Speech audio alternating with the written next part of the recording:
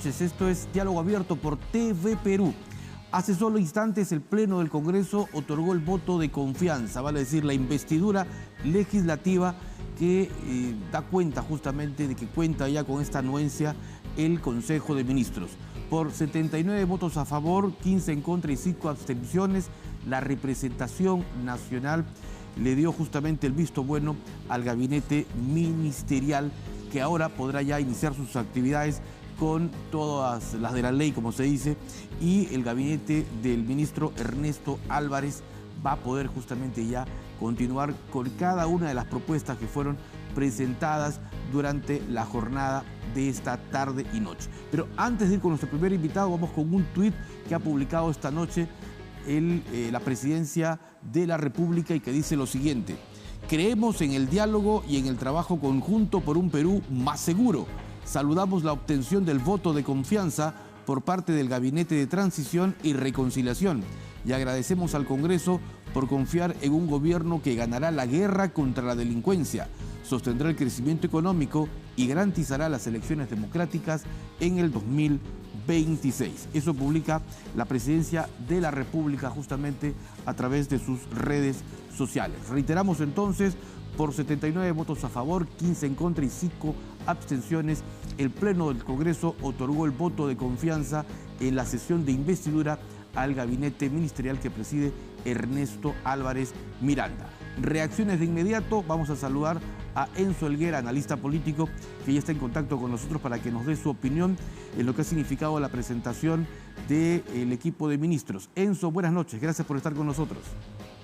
Bueno, sí, en realidad saludarte y esta noche en la que de hecho habían expectativas por cómo se iba a comportar el Parlamento, ha nacido y ha tenido toda la expectativa de que al final el grupo de ministros que se está presentando finalmente trata de diferenciarse de la misma manera que el presidente de la gestión anterior, y eso es lo mismo que ellos terminan planteando de cara a un parlamento que le está otorgando nuevamente o esta vez por primera vez la confianza, y confianza por supuesto que se va a tener que ver traducida o que ya se está viendo traducida con algunas acciones comunicacionales y ejecutivas por parte del presidente Gerí.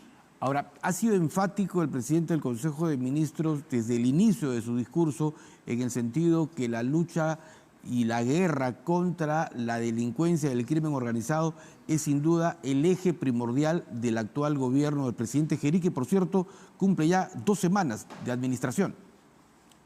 Correcto. Lo cierto es que creo que desde el día 1 se le ha visto con esa preocupación, lo ha mostrado, el presidente lo ha dicho y ahora también el premier. Entonces creo que hay una comunicación en línea bastante eficiente entre el presidente y entre el premier por un lado. Segundo, es también lo que están comunicando de manera eficiente.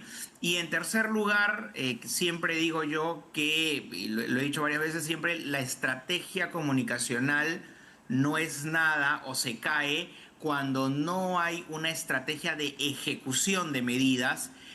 Y por primera vez estoy viendo en presidencia de que eso está bien articulado y evidentemente los resultados a corto, mediano y largo plazo van a ser importantes para delucidar de los resultados concretos, ¿no? Mientras tanto, estamos viendo algunos resultados que son además los más que pueda mostrar en este corto periodo de gobierno de José Gerí. Correcto. Vayamos un poco desglosando lo que ha sido la exposición del primer ministro y también este decreto supremo que se publicó anoche, ¿no?, que tiene que ver mucho con el tema de la seguridad ciudadana, mi estimado Enzo. A ver, por ejemplo, entre otras cosas, el gabinete Gerí, el gabinete Álvarez, ha dicho que nadie del gabinete del equipo de ministros va a participar en las próximas elecciones, que eso está garantizado, y afirma que ninguno tendrá una postulación en las próximas elecciones, por lo tanto, los que empiezan van a terminar la gestión. esto que de alguna manera garantiza justamente que es una política que apunta hacia un plazo definido y con un plan establecido. Bueno, en principio ese tipo de declaraciones públicas lo que da es estabilidad, tranquilidad y garantía, no solamente por ver la confianza, en este caso del parlamentario, los del grupo parlamentario, sino también de la opinión pública, porque no lo que se ha estado viendo, digamos, de manera muy seguida en los últimos gobiernos del Perú es los cambios repentinos de ministros y la poca duración que estos tenían. Entonces, hay una relación directa en el cambio de gestión y en el cambio de gobierno, en tanto esta garantía de ministros que no solamente vayan a durar los meses que va a tener la presidencia de José Gerí, sino que las políticas de gobierno se van a mantener estables, que van a garantizar evidentemente la continuidad, porque eso es lo que más le preocupa a los alcaldes, a los gobernadores regionales y a todos los administrados por los diferentes ministerios. Entonces creo que eso da la confianza, la serenidad, pero sobre todo, también algo importante que resaltar, es colocar el piso parejo para Ya. estas nuevas elecciones, porque no va a haber ninguna desesperación de algún ministro por tratar de beneficiar a algún partido político, a algún candidato, a alguna intervención directa o indirecta, y creo que eso termina siendo lo más saludable, y por cierto también fue una de las promesas, de las primeras palabras que mencionó José Gerí al asumir el cargo de la presidencia en el Parlamento. Correcto. Ahora, otra parte del discurso del Premier estuvo orientado en cuanto al trabajo de la policía. Ha dicho que se va a fortalecer las capacidades de la Policía Nacional del Perú a través de la adquisición de equipos estratégicos con miras a luchar contra la inseguridad y priorizar el combate ante actos de corrupción al interior de la propia institución. Es decir, una suerte de tener que extirpar lo malo. Correcto, creo que esa es una de las medidas más concretas. Algunos malos policías, que son la minoría, Así es. son aquellos que dañan la imagen general de la institución. Entonces creo que la detección a tiempo, los cambios en toda la cadena de mando de aquellos lugares, de aquellas exposiciones que ha habido por parte de la policía en malos manejos, en relación con criminales, etcétera, debe ser abordada de inmediato. Considero que esa, por ejemplo, es una medida concreta y que va mucho más allá de las palabras, porque al ser uno es esclavo de sus palabras, y al haberlo anunciado el presidente Gerí, quiere decir que tiene la voluntad política, que es lo más importante, que es el crédito más importante que tiene un político para comprometerse públicamente a realizar este tipo de cambios.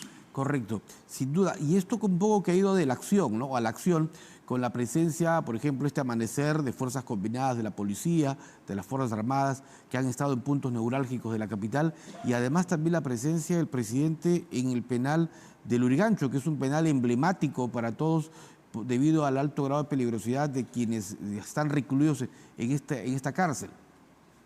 Correcto, creo que esa medida concreta a raíz del estado de emergencia, pero recordemos que anteriormente ya lo había hecho mucho antes de Claro. la declaración del estado de emergencia. Entonces, eso quiere decir que él tiene esa voluntad política de ir y verificar presencialmente y no confiarse en los informes que le llega al presidente, ¿no? Entonces creo que eso es una medida de alguien que está muy comprometido con el país, de alguien que además es joven y que se permite, digamos, tener esa agilidad y capacidad de movilización para ser parte de ese ejercicio, y creo que es la mejor forma de ver dónde están las falencias en el momento que uno se está involucrando directamente en este tipo de operativos, y quién mejor que el propio presidente del país. Correcto, y además se han instalado, a ver, en el propio distrito de San Juan de Lurigancho se ha instalado una base de monitoreo, ¿no? Esta mañana el propio ministro de la Defensa estaba liderando esta acción junto con personal militar que apoya a la policía en lo que significa la seguridad. la gente como que, a ver, muchos sectores reclamaban la presencia de los uniformados en las calles, ¿no? Apoyando a la policía.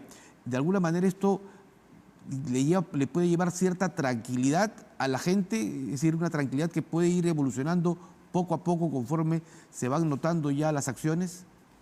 Por supuesto, de hecho, un componente importante de la seguridad ciudadana es la percepción. Ujú. Tenemos una ciudad o un país o un distrito como San Juan de Lurigancho, ya que ponías el ejemplo, que está sometido al caos y que hemos visto a su alcalde Jesús Maldonado, por Así ejemplo, es. en anteriores gobiernos tener que comprarse el pleito y reclamar al Ejecutivo para que, digamos, centre algún tipo de atención y se han dado también a los toques de queda en ciertos momentos, pero que recordemos, en pleno toque de queda incluso habían ataques, ¿no?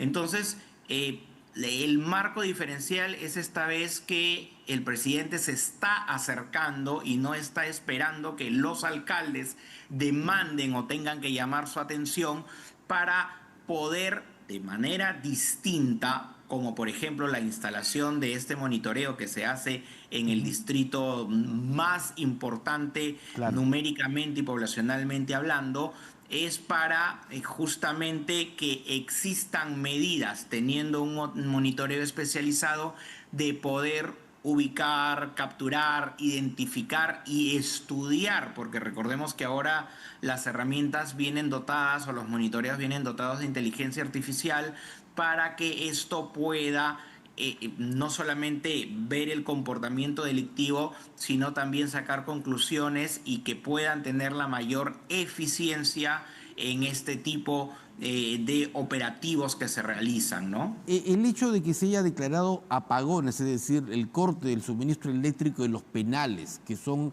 en muchos casos una suerte de universidades del delito y donde también los delincuentes generan o desde ahí nacen las extorsiones. ¿Cómo lo ves? A lo que se sumaría también esta, digamos, prohibición de más de una persona al bordo de una moto lineal. Sí, correcto.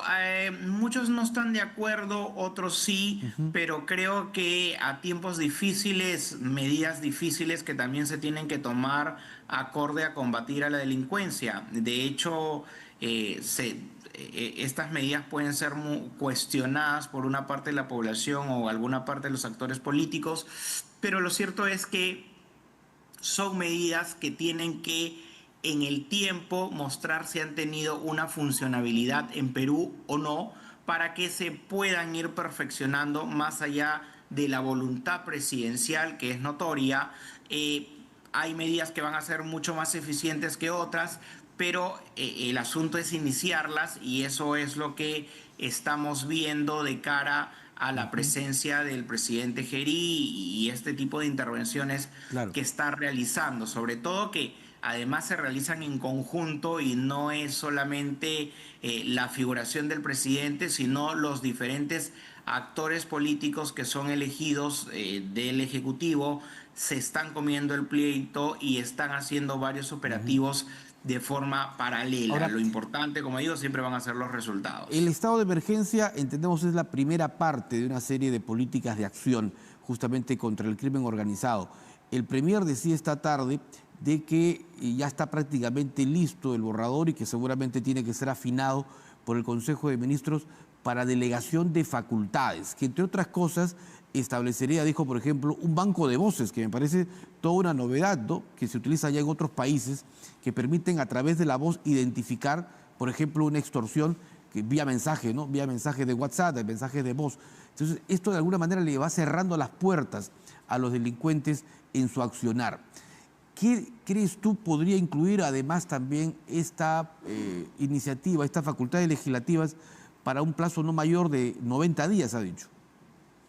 Bueno, correcto. Creo que los estados de excepción son exactamente eso, una Ujú. excepción y en ese ángulo de las situaciones tienen que tener la perspectiva que determinados derechos de la ciudadanía son necesarios anteponer para un fin superior, que en este caso es la seguridad ciudadana. Ajá. Creo que también va a ser importante, acompañado de este tipo de cambios que se vayan a realizar por parte de la policía, la implementación de otro tipo de medidas, como por ejemplo el tema de la interconectividad que deberían o que podrían haber entre los circuitos de cámaras de, por ejemplo, las municipales que tienen implementaciones de seguridad ciudadana en un conjunto sistematizado para que, digamos, a nivel nacional se puedan tener muchos más ojos y se pueda visualizar el índice delictivo para que pueda ser detectado a tiempo o incluso cuando se mueven de distrito a distrito. Creo que la integración, la sistematización y sobre todo la Ujú. coordinación entre presidencia y los alcaldes distritales, provinciales y por qué no gobierno regional puede hacer que la suma de esfuerzos hagan que se pueda complementar con una logística mucho más eficiente. La sinergia siempre va a marcar la diferencia, pero también por otro lado, por ejemplo, sería bueno evaluar otro tipo de medidas. Por ejemplo, Ajá. podría el tema de los miembros de el serenazgo municipal, podría modificarse la norma para que ex policías en retiro o incluso miembros del ejército que saben manejar armas y que pueden manejar armas, pero por supuesto que el retiro no haya sido por una condena, sino simplemente por haber cumplido su periodo de tiempo, puedan insertarse, trabajar y, por ejemplo, portar armas de fuego después de una debida implementación y transitoriedad, ¿no? Entonces sí sería bueno evaluar este tipo de herramientas y medidas que puedan hacer esta sinergia de la que venía hablando. Ujú. Otro tema ha sido el de la minería. Aunque ha dado algunos adelantos el presidente del Consejo de Ministros, ha dicho que no se va a permitir que el oro de la ilegalidad se imponga sobre la autoridad del Estado. No ha hablado del reinfo, no ha sido, digamos, explícito en ese aspecto, pero esto ya nos deja como un adelanto lo que va a ser la posición de este gobierno frente a ese controvertido y álgido problema que es la minería ilegal. Claro, no sabemos, o sea, hay un marco general con esta declaración. Lo que Ujú. no sabemos son las medidas concretas y los ajustes o la configuración de la estrategia que va a haber de cara con la minería ilegal, pero sí es importante este marco declaratorio porque, por cierto, en la medida en la que el Estado o el gobierno, digamos, no vea o no intervenga para que las economías ilegales no solamente no se inmiscuyan en la economía nacional, sino también, por ejemplo, en procesos electorales, con el financiamiento de candidatos, entre otros, en realidad puede hacer mucho daño y puede corromper desde las raíces a nuestra institucionalidad y sistema democrático. La Ujú. única manera de hacerlo de manera eficiente es en el planteamiento que pueda hacer el Premier, que no lo van a permitir. Ahora el asunto es ver en qué medida se regula y se separa aquella minería lícita que quiere Claro. formalizar y aquella ilícita que se ampara en temas de reinfo y de otra índole para poder subsistir y operar de manera ilegal con fachada de legalidad. Una vez ya con estas propuestas, con estas iniciativas, con estas acciones que se están viendo, ¿cuál crees tú, Enzo, debe ser el segundo paso ya de parte de la nueva administración respecto a este tema, ¿no? Al tema de la seguridad y también al tema político? Porque de alguna manera en este plazo de 9 meses de gobierno tiene también que, digamos, trabajar en conjunto algunos aspectos a ver, además del tema de la inseguridad, del tema electoral, hay unos aspectos económicos que se van a tener también que debatir con el Congreso. Sí, correcto. En el tema del Congreso, y creo que sí se ha estado mostrando, por lo menos en estos días, bastante empatía. De Ujú. hecho, creo que el estilo del Congreso ha cambiado a ser un poco más empático. Evidentemente no todos sus miembros, pero por lo menos de manera declarativa, la mesa directiva con los problemas del país. creo que eso es un contagio de la empatía que muestra el presidente Gerí. Por otro lado, creo que lo siguiente o el siguiente paso es que se termine viendo la aplicación de las ideas y que se pueda mostrar a la población que se están tomando medidas concretas al respecto y que no es la agenda la que gobierna el país, sino una serie de medidas estudiadas, analizadas y sobre todo sopesadas para que beneficien a la población, empezando por la materia de seguridad ciudadana, que fue uno de los compromisos que el mismo presidente Gerí lo hizo de manera declarativa. Entonces creo que ya las personas, la población en general, lo que va a ver para marcar la temporada, la larga temporada de descrédito político que tiene nuestra clase política en la actualidad, es que estas medidas eficientes y efectivas puedan dar cara a resultados concretos, que es lo que la población espera finalmente. ¿Cuál debe ser el siguiente paso desde mañana del gabinete ministerial, del gabinete Álvarez y en adelante? Porque bueno, ya tienen la investidura del Congreso, o sea, ya tienen la confianza política. ¿Qué tienen que hacer a partir de mañana? Bueno, en principio creo que debe abordar determinadas papas calientes. Una de ellas es evidentemente la seguridad ciudadana y dotar de manera efectiva y por qué no por emergencia a la policía de la logística que necesita y que además esto se empiece a traducir en cifras, en resultados que la población pueda verificar.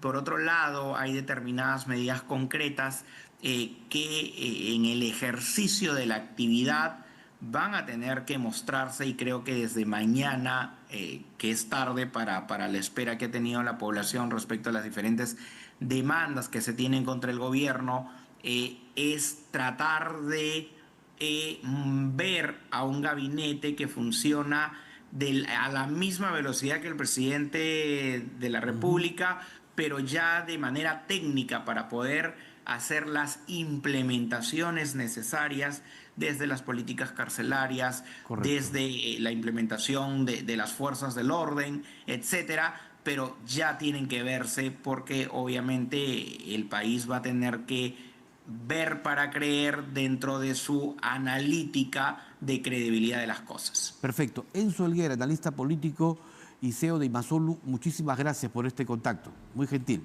Un gusto. Muy amable. Tenemos ahí el análisis político sobre lo que ha significado el voto de confianza o el voto de investidura. Vamos justamente a recordar el momento en que el Parlamento aprueba justamente esta solicitud formulada por el propio presidente del Consejo de Ministros. Veamos lo que ocurrió hace solo minutos en el Pleno del Congreso. Han votado a favor 79 congresistas, 15 en contra, 5 abstenciones. En consecuencia, señores congresistas, ha sido aprobada la cuestión de confianza planteada por el señor Ernesto Álvarez Miranda, presidente del Consejo de Ministros. El nuestro es un gabinete que no es de un partido, no tiene necesidad de quedar bien, de autolimitarse o de moderar sus acciones para presentar su partido o auspiciar a algún candidato en las próximas elecciones. Por el contrario, tenemos una ventana de oportunidad para realizar las acciones, las medidas que en otras circunstancias no podrían darse, porque precisamente somos un grupo de profesionales que sabemos lo que tenemos que hacer y vamos a actuar de conformidad con la Constitución para tratar de sacar provecho en beneficio de los ciudadanos. El jefe del gabinete ministerial, Ernesto Álvarez, hablando a su salida del Congreso luego de obtener el voto de investidura por parte de la representación nacional. Vamos a ir a una pausa y al retorno vamos a hablar sobre el Banco de la Nación y el proceso de modernización justamente de la banca pública. Así que con eso retornamos porque está con nosotros el presidente de la institución.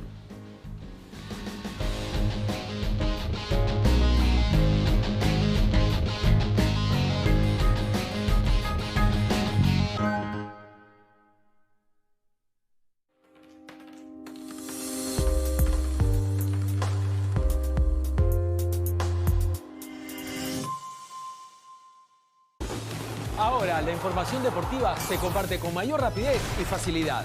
Datos, estadísticas e historias actualizadas en cualquier momento y lugar. Por eso tenemos para ti la mejor selección. Momentos épicos, hazañas, récords, lo insólito. La nueva manera de conectarse con el deporte. Deporte Express. El deporte invade la ciudad. Con Samuel Falvi y Erika Vázquez. De lunes a viernes a las 7 de la noche y los sábados a las 8 de la noche por TV Perú Noticias. Podemos tener distintas creencias, pero nos une la solidaridad, la tolerancia y el respeto por un Perú mejor. Con diálogo empezaremos a entendernos. Los grupos religiosos nos guían. Puentes de fe. Juntos creemos en lo que nos une. Todos los domingos, minutos antes de las 9 de la mañana. En simultáneo, por TV Perú Noticias y Radio Nacional. Atentos, atentos. Sentirnos seguros es nuestra prioridad. Extorsionaban a empresarios en San Juan del Lurigancho. Siempre al lado de la verdad y la justicia. Han sido capturados en flagrante delito. Cada esfuerzo suma. Cayeron tras un operativo policial. Únete. Todos somos aliados por la seguridad. Ahora los domingos a las 7 de la noche por TV Perú Noticias.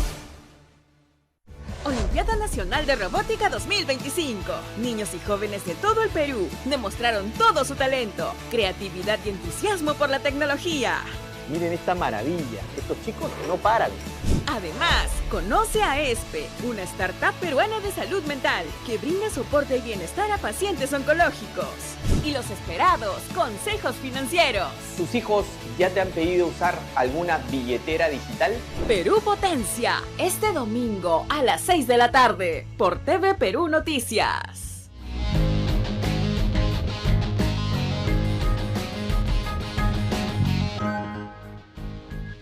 Cuando uno viaja al interior del país, llega a un distrito, una provincia, un pequeño pueblo, está siempre o una agencia o un agente del Banco de la Nación. Es el banco de todos los peruanos. Vamos a hablar con su presidente, que está con nosotros esta noche aquí en los estudios de TV Perú, don José Ricardo Stock Capella, para que nos cuente un poco cómo se está trabajando y las proyecciones, sin duda, que tiene también la banca estatal. ¿Cómo está, señor Stock? Muy buenas noches. Buenas noches, muchas gracias por la invitación. Empecemos haciendo un análisis de las colocaciones, porque ustedes entregan justamente créditos, por ejemplo, para consumo y también hipotecarios.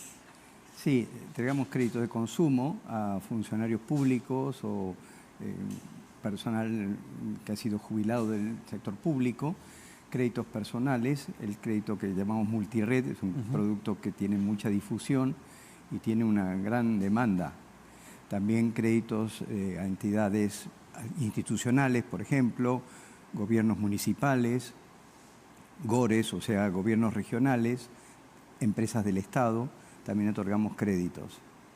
A diferencia de la banca privada, los trabajadores públicos que pueden recurrir o que recurren al Banco de la Nación, lo que obtienen es mejores condiciones, mejor trato en cuanto a lo que significa tasas de interés. Sí, nosotros no tenemos una gran competencia en tasas de interés, pero sí vamos a tasas relativamente de mercado, con algunas facilidades, sobre todo para nuestro público, que son, como hemos dicho, los funcionarios públicos. ¿Hay algunas cifras estimadas de cuánto han colocado hasta el momento? Sí, claro, por supuesto. Por favor. En el crédito de consumo para personas hemos colocando cerca de 10.000 millones de soles. Estamos 9.900 y tantos millones de soles, sí. Sí, más de 600.000 personas. Correcto. Los descuentos son de planilla directamente, ¿no? Sí, los por lo tanto no existe son morosidad. en cuenta corriente, sí, en la cuenta, efectivamente. Correcto. Así es. ¿Y en hipotecarios? En hipotecarios todavía es un producto que no lo hemos desarrollado del todo, pero estamos cerca de unos 800 millones de soles y tenemos el interés de irlo haciendo que vaya creciendo poco a poco. Ahora, digamos, los créditos que se entregan, ¿a qué plazo se pueden cancelar? ¿Cuál es el plazo máximo?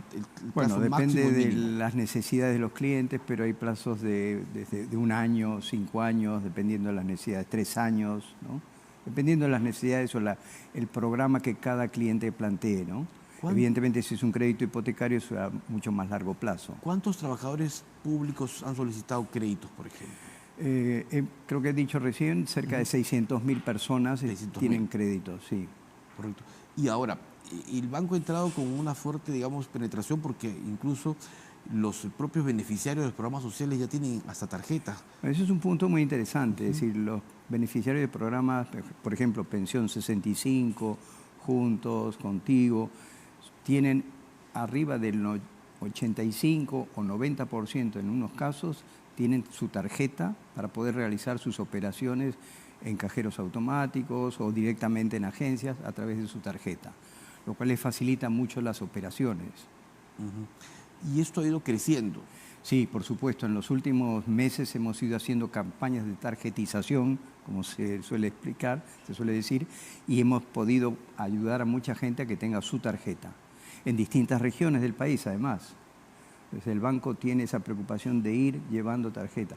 Por ejemplo, un detalle muy interesante es el banco llega a muchos sitios de la Amazonía a través de las PIAs, que son esas plataformas itinerantes de acción social, y allí hay una oficina del Banco de la Nación y llega en cada población y entrega tarjetas de débito, hace operaciones la gente, porque hay incluso en la embarcación un cajero automático, una pequeña oficina del banco, con lo cual es una manera de resolver las necesidades financieras de las poblaciones que no tienen ningún acceso financiero, ningún acceso bancario. En ese sentido, el banco realmente es una entidad del Estado que tiene, diría yo, una de las más potentes posibilidades de inclusión financiera en el país, porque llega a todos los rincones. Usted mencionaba al comienzo, con toda razón, que en algún pueblito encuentran una oficina o un cajero del Banco de la Nación. Y es verdad, agente, ¿no? Un agente. El 94% de los distritos del país cuenta con alguna de estas capacidades del Banco de la Nación. Y nuestra ilusión es poder llegar muy pronto, probablemente en los próximos meses del próximo año, al 100%. O sea, solo le faltan algunos distritos del Perú. Nos faltan unos cuantos distritos todavía, pero sí, fíjese, un dato muy interesante, en el distrito de Santa Rosa de Loreto, claro, que todos conocemos. Y que se hizo famoso. Que se ha hecho famoso, sí. El Banco de la Nación tiene una agencia desde el año 2019. O sea, hay una presencia del Estado a través del Banco de la Nación desde el 2019. Y estamos instalando en estos días un cajero automático para esa agencia que va a permitir que se hagan operaciones en moneda nacional. Probablemente muchos no sepan que la moneda nacional no circula tanto en esa ciudad, en esa población. Y esto va a contribuir, frontera, ¿no? Así es, y esto va a contribuir a que sí se utilice más la moneda nacional. Claro, va a haber mayor movimiento. Exactamente. Claro, qué interesante. Eso, ustedes supongo deben tener muchas anécdotas, ¿no? De cómo la gente justamente logra tener su platita de zonas tan recónditas. Deben haber muchas historias. Hay muchas. Hemos inaugurado a comienzo de año una agencia en Cepagua, eso es en el Ucayali. Estamos por inaugurar otra en Iberia. Esto es una fiesta cuando llega justamente una agencia del Banco de la Nación. Por supuesto. Muchas veces se dice que las principales entidades que hay en un pequeño poblado son la comisaría, la iglesia, la municipalidad y el Banco de la Nación. Y efectivamente el Banco de la Nación tiene una presencia realmente muy importante porque es un dinamizador de la economía, del comercio, aunque sea pequeñito, de una zona y toda la zona circundante, ¿no? Esto es con gran esfuerzo porque imagínense lo que significa trasladar dinero a esas zonas. Claro. Es un esfuerzo inmenso y muy costoso, ciertamente. Sin duda, y para la banca privada no es rentable, definitivamente. En esos sitios no hay banca privada. Claro. No hay absolutamente nada de banca privada, efectivamente. Correcto. Y el tema de lograr justamente la inclusión bancario-financiera, probablemente los llevan ustedes también en estas campañas itinerantes para explicarle a la gente cómo y qué significa tener una cuenta, qué significa tener una tarjeta de débito. Sí, uno de los objetivos del banco es justamente fomentar la inclusión financiera, lo tenemos por mandato.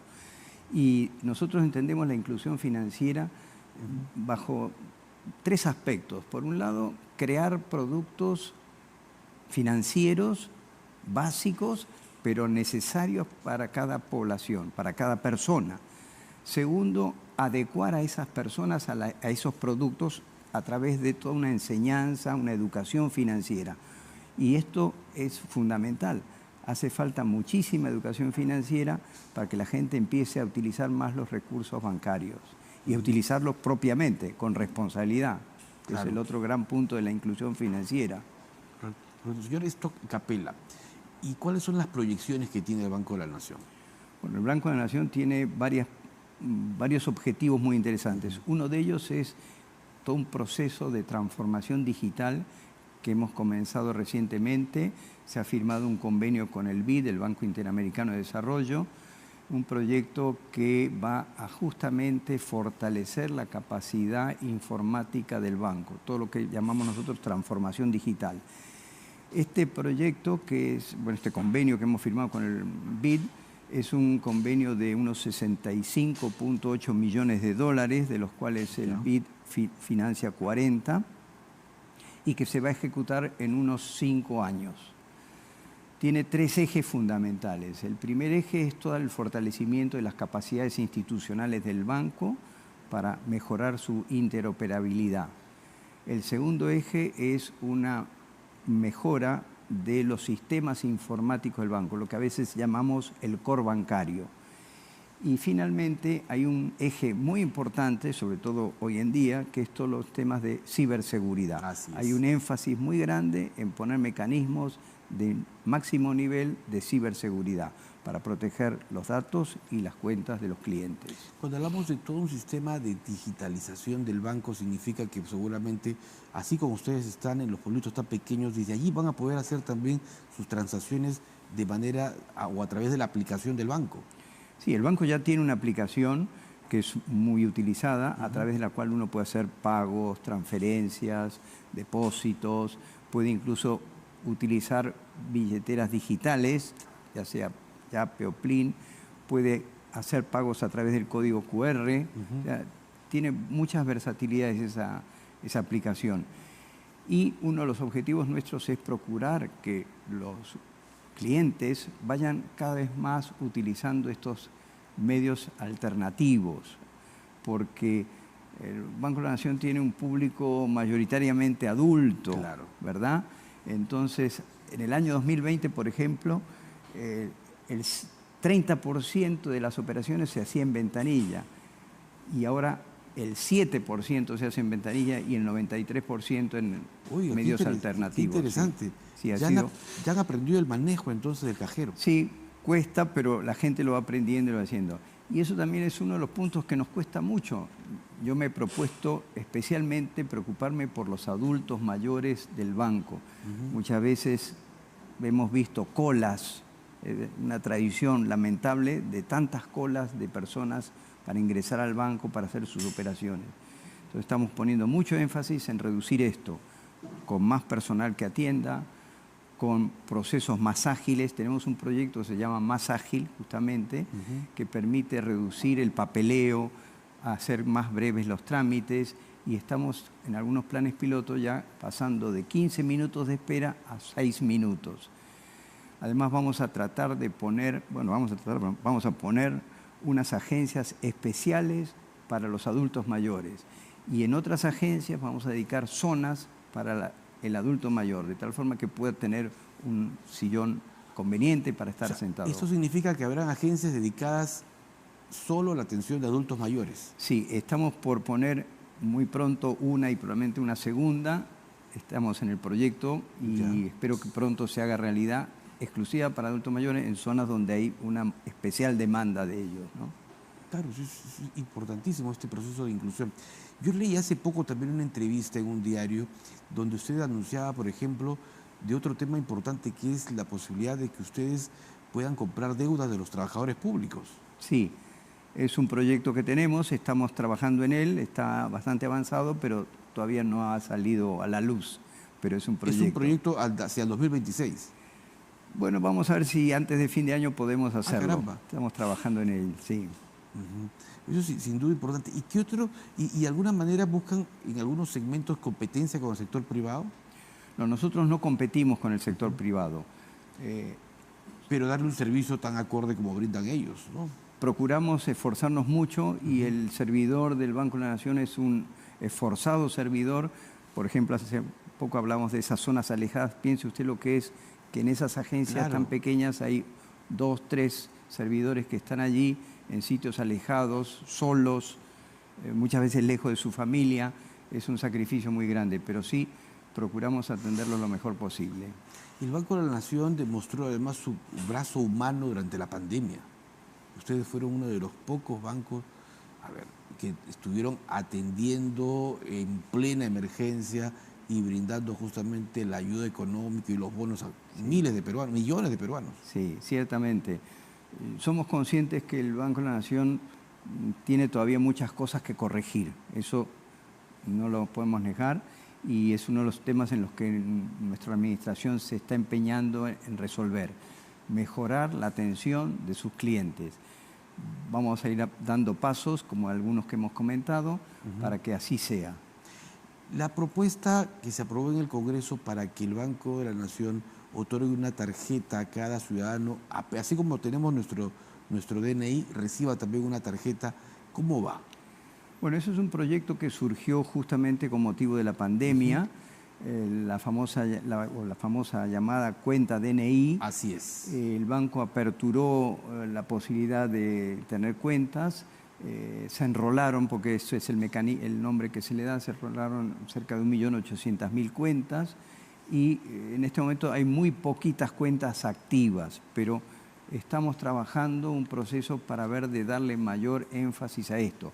Precisamente el proyecto que tenemos con el BID, como va a mejorar y fortalecer nuestra capacidad informática y de digitalización, vamos a darle un impulso a la cuenta DNI. Correcto.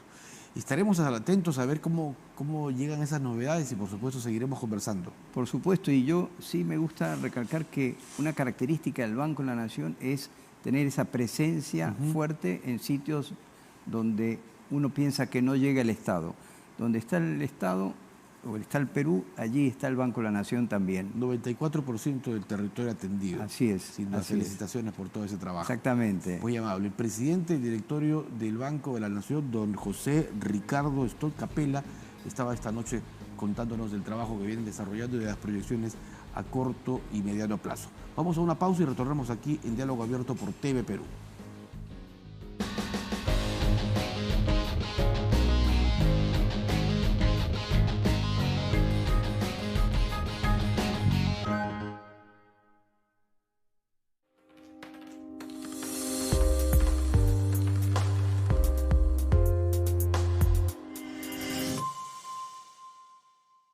Análisis de la realidad nacional, al lado de los protagonistas de la noticia, buscando ideas y opiniones constructivas.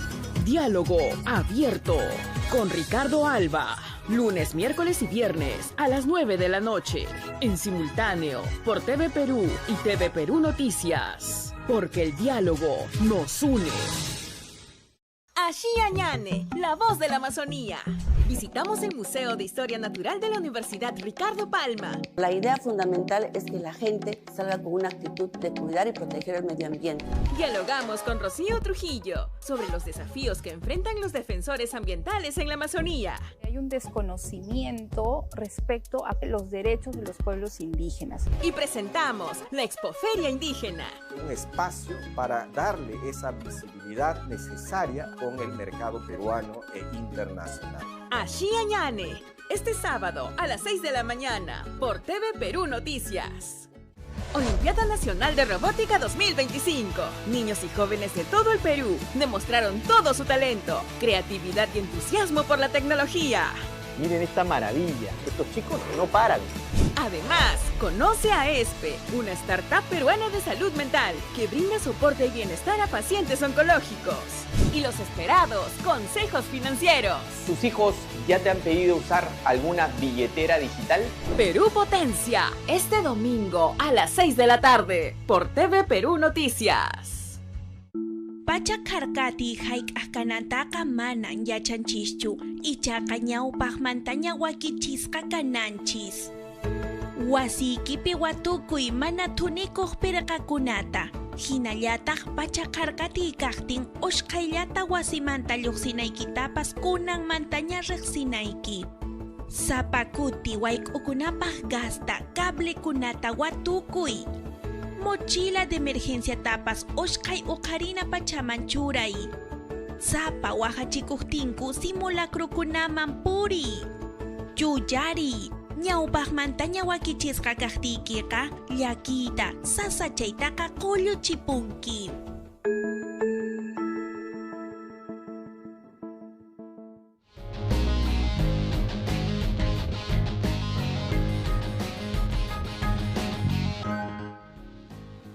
Vamos con un recuento ahora de lo acontecido en las últimas horas, en el marco justamente de las acciones que ha tomado el gobierno para enfrentar el crimen organizado. Minutos antes de que se inicie la declaratoria del estado de emergencia, el presidente de la República, José Gerí, recorrió diversos puntos de Lima Norte, ¿no? Esto fue en marco de todo un despliegue luego de la reunión que sostuvo con altos mandos de las Fuerzas Armadas y de la Policía Nacional. Veamos la nota.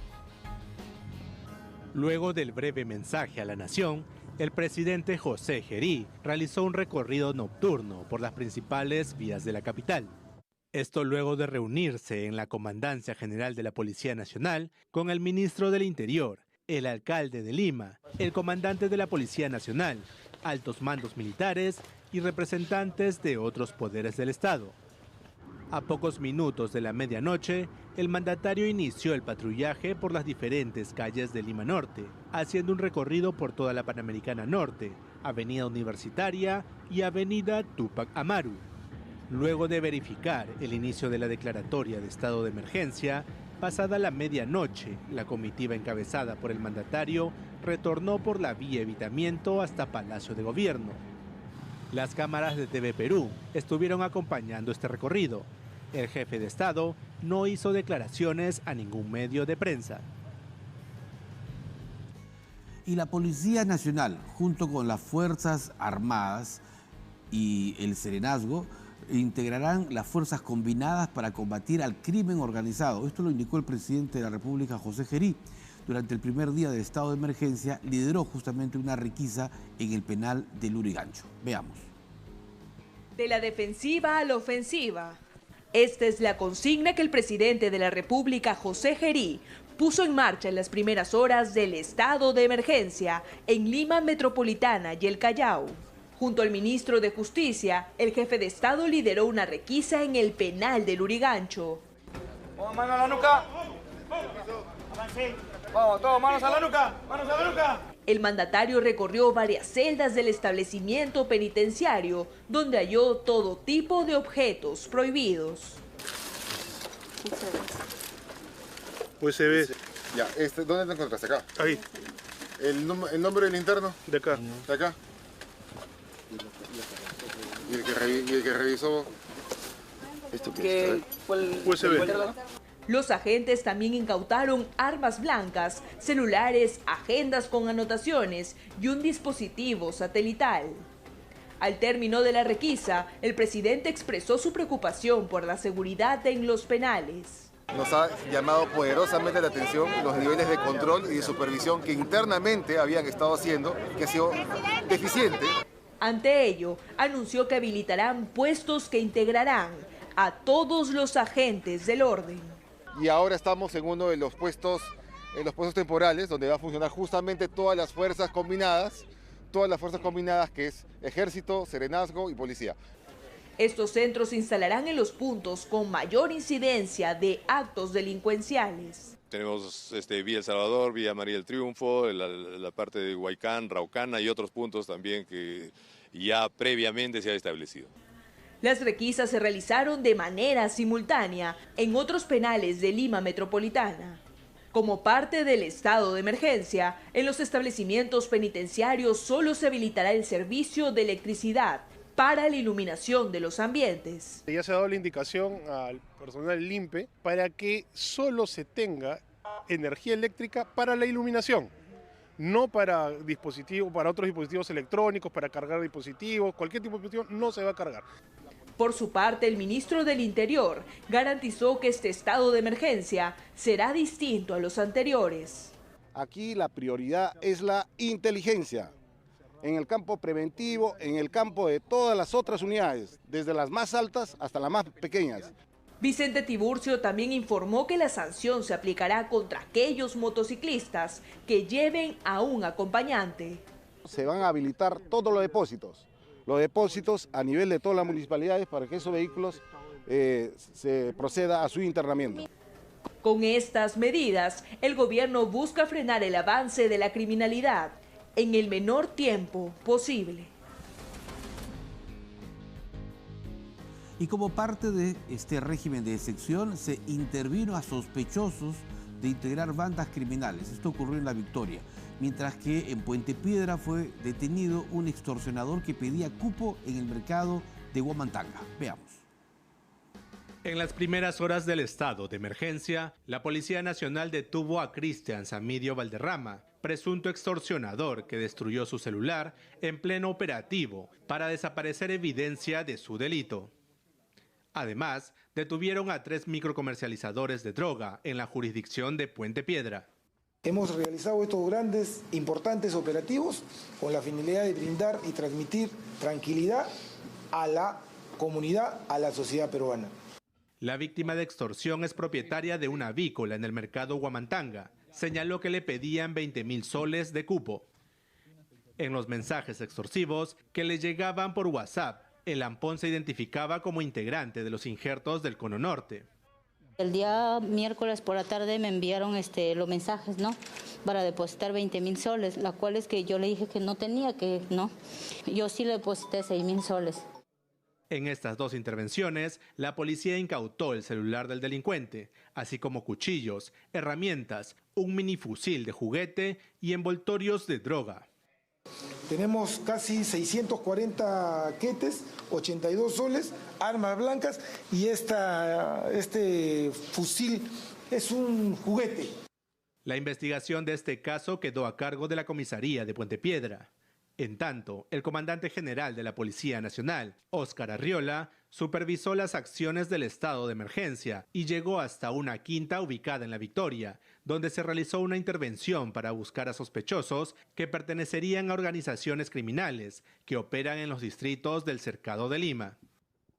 Estas fueron las acciones ejecutadas por las autoridades policiales en las primeras horas del estado de emergencia para Lima y Callao, que se prorrogará por 30 días. Vamos de inmediato a conectarnos hasta Yauyos, que es en la zona alta de Lima, porque su alcalde, el alcalde provincial de Yauyos, que es también vicepresidente de la Asociación de Municipalidades del Perú, AMPE, está con nosotros. Saludamos de inmediato a don Diomedes Dionisio Inga, como decíamos, vicepresidente del AMPE. Señor Diomedes Dionisio Inga, buenas noches, ¿cómo está usted? Muy buenas noches, saludarlos a ustedes y a través de a toda la población de nuestra patria. Sí, efectivamente, alcalde, el día de hoy, sí. Cuéntenos, por favor, cuál es su opinión luego de que el Congreso de la República ha aprobado el voto de confianza al gabinete ministerial. Para nosotros como municipalidades creo que es la tranquilidad institucional, que esto permite justamente a poder tener la confianza incluso de la cuestión internacional, la estabilidad que debe dar institucional a nuestra patria, a nosotros como autoridades locales con más razón, para poder seguir luchando contra la seguridad ciudadana, contra el flagelo que atañe a todo nuestro país, y desde ya del mismo modo también para tener la visión hacia la empresa, hacia la inversión que pueda dar nuestra patria. Eso permite la continuidad de este gabinete, que creemos que es oportunidad para los gobiernos locales y subnacionales a que justamente con liderazgo del presidente, con liderazgo del premier y quienes están ahí en este gabinete que da usted de confianza, es satisfactorio para nosotros. Esperemos seguir trabajando en forma mancomunada, en forma unida, como ha dicho el presidente, todas las instituciones de acuerdo, y de tal manera que haya la estabilidad institucional, como decía, sobre todo los gobiernos locales, para la continuidad de los proyectos, de las obras. Ellos también, sin paz no vamos a tener ellos, ¿no? Alcalde, estos anuncios o estas primeras acciones en cuanto a la lucha contra el crimen organizado, ¿qué les ha parecido? Yo creo que es oportuno. A nombre de la Municipalidad del Perú, yo creo que sí, es la forma unida y estos primeros pasos que se ha dado definitivamente no bajar la guardia, creo que mantener a ello y mantener, vuelvo a reiterar, ser drásticos contra quienes al final buscan obstaculizar nuestra paz. Y yo creo que es oportuno, es bueno, y desde aquí vuelvo a reiterar, saludar al presidente, al gabinete y quienes están haciendo posible, y por supuesto a todas las instituciones, a los gobiernos locales y a quienes están participando. ¿La Asociación de Municipalidades del Perú, AMPE, proyecta tener algún encuentro con el presidente de la República? Nosotros tuvimos ya, justamente el día que había asumido, ya habíamos tenido en el Palacio de Gobierno, y justamente debe hacer llegar nuestro respaldo, de tal manera que ahora ratificamos y esperemos tener una próxima reunión ya mucho más, si quiera decir, específica, con la finalidad de ver algunos proyectos de continuidad que puedan tener los gobiernos locales a nivel nacional. ¿Qué iniciativas requieren los alcaldes que forman parte de la AMPE? ¿Qué necesidades principales tienen? Bueno, lo principal es sobre todo la cuestión que se efectivice la cuestión del aumento del Fondo Común, que fue aprobada por el Congreso.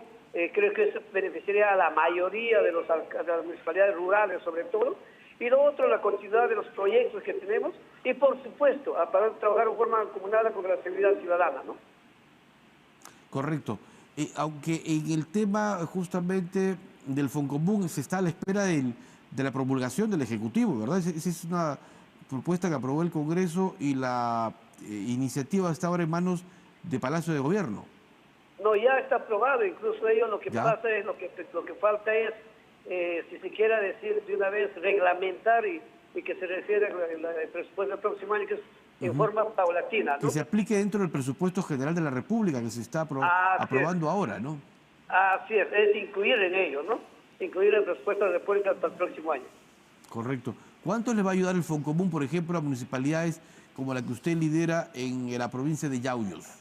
Mira, la mayoría de la provincia de Yauyos, por decir, la región Lima tiene 128 distritos.